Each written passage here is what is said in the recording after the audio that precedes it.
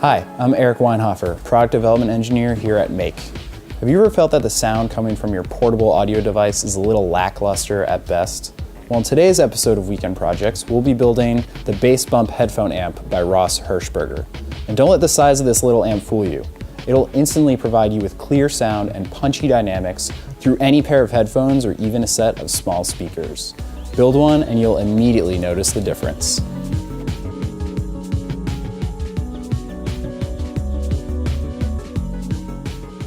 Let's take a quick look at one channel of the schematic. The audio signal enters the circuit and splits into two branches, a high and low frequency.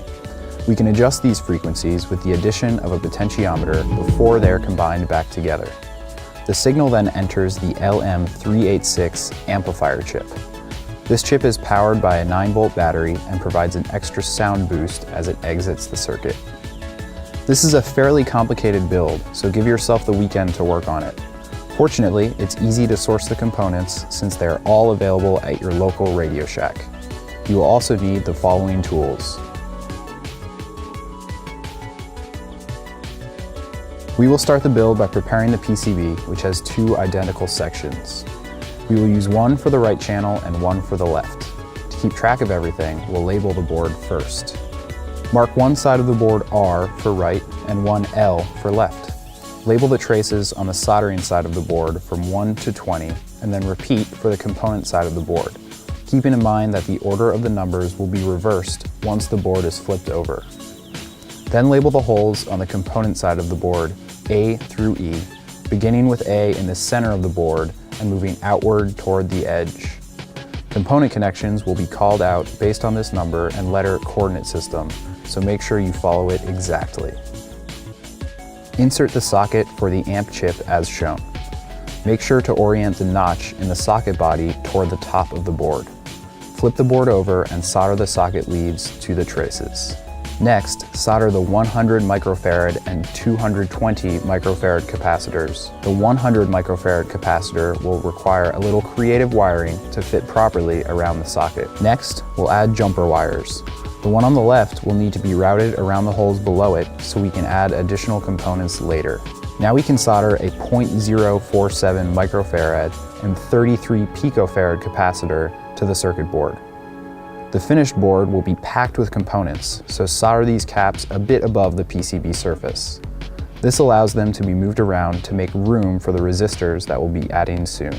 Before we add the resistors, we'll solder in a pair of 0.22 microfarad capacitors as shown. Now it's time for all the resistors.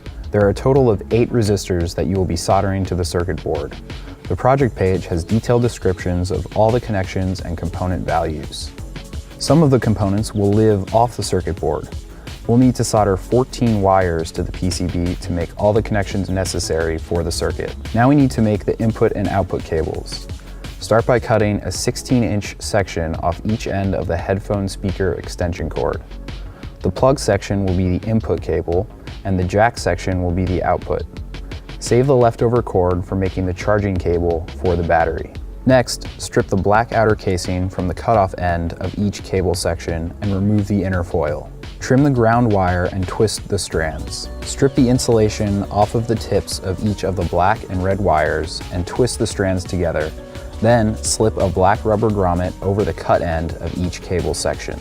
Position the input cable between the two holes at the upper edge of the PCB with the red and black wires pointing toward the center of the board and secure the cable to the board with a zip tie. Solder the red and black wires of the input cable to the PCB. Each section of the PCB has a length of gray wire. Strip their free ends and solder them to the ground wire. Now you can fasten the output cable to the PCB in the same manner as the input cable. Solder the red wire of the output cable to the right channel and the black to the left channel. Each section of the PCB has a length of brown wire. Just like the gray wires, trim them to length and solder them to the output cable's ground wire. Now we can add the base control potentiometers. You might have to cut the shafts of the potentiometers down so that the control knobs will fit nicely. Start by marking the lugs with a Sharpie to make the assembly easier, then connect them to the PCB with 6 of the off-board wires that we soldered in place earlier. The last step is to add the power input jack. Pass the black and red wires from the PCB through the mounting hole at the lower right-hand side and solder them to the terminals of the power jack. That's it, the circuit board is ready to go. Our base amp can run off the internal 9-volt battery, so we need to make a cable that connects that battery to the power input jack. Solder the red wire of the battery clip to the center contact of the coaxial plug, and the black wire to the outer contact. The internal 9-volt battery can be recharged from a standard 9-volt battery charger, but because it can't easily be removed from the case, we'll recharge it through the plug soldered to its battery clip. Make a charger cable by using a leftover piece of headphone cable and soldering a power jack to one end and a battery snap connector to the other.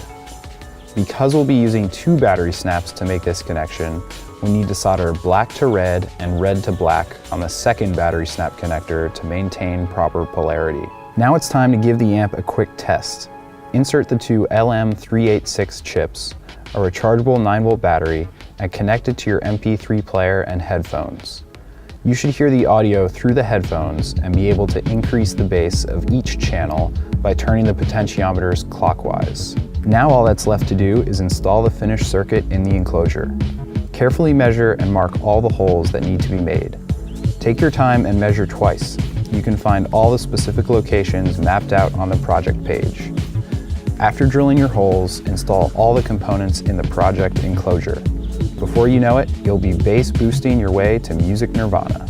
The project page has additional information on modifying the project and how to build a USB power cable to use when the battery needs a recharge. It's also a great place to share your own build of the bass bump headphone amp. Head on over and see what everyone is making.